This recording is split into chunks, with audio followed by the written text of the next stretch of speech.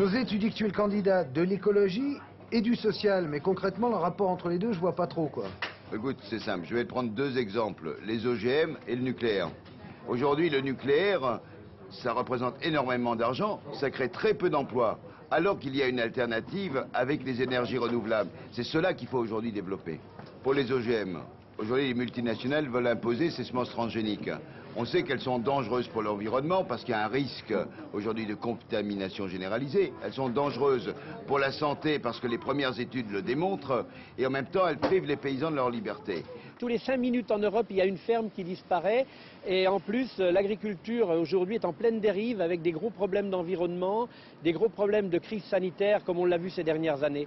On voit bien que la logique productiviste, avec son cortège de produits chimiques et d'OGM, on voit bien que les politiques libérales au sens large du terme nous conduisent tout droit à la faillite de la planète.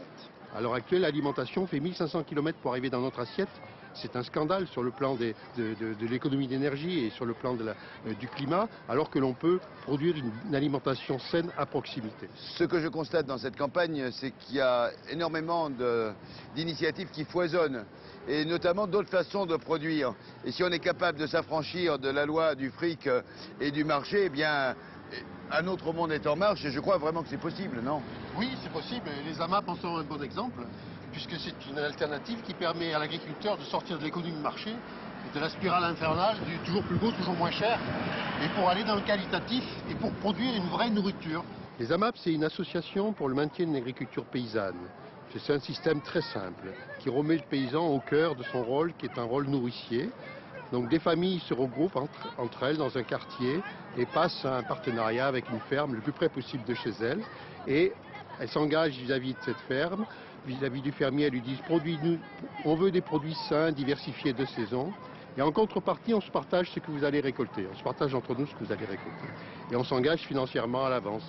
Quand José Bové dit il faut que l'agriculture remplisse sa fonction de souveraineté alimentaire, ça me convient bien parce que c'est remettre l'agriculture sur l'ensemble des continents au service de l'ensemble des populations. C'est la lutte contre la malbouffe et c'était l'idée de dire que la santé, l'environnement et finalement l'être humain doit passer avant l'économique, avant tout ce qui est marchandisé et que ça doit être prioritaire en toute chose.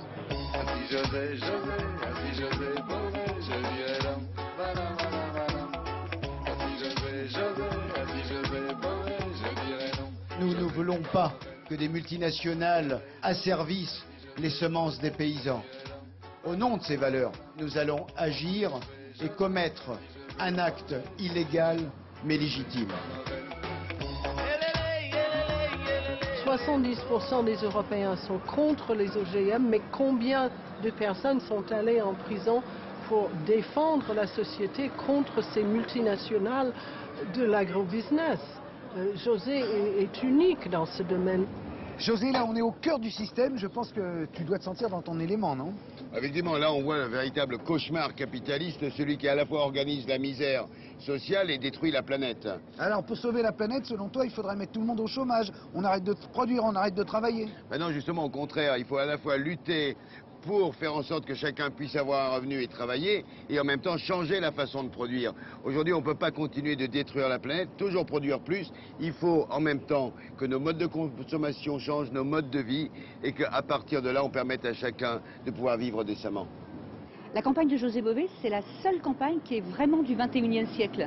Parce que justement, elle n'oppose pas l'urgence sociale et l'urgence écologique. Il faut préserver la planète et pour ça, il faut que tout le monde ait des bonnes conditions de vie. Il faut que les logements soient de haute qualité environnementale. Il faut que les emplois soient des emplois utiles. Il faut qu'on réponde aux besoins sociaux. Il n'y a pas de contradiction entre l'urgence sociale et l'urgence écologique.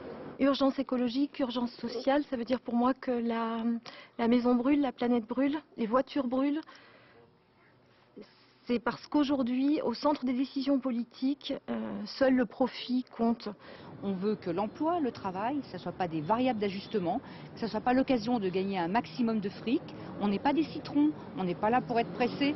Et on veut affirmer très fort que tout le monde est indispensable au fonctionnement de la société. On a besoin de tout le monde. Au XXIe siècle, il est temps que le travail et les salariés soient valorisés, mais aussi que l'environnement soit protégé. Valoriser le travail, c'est permettre la sécurisation du parcours des travailleurs.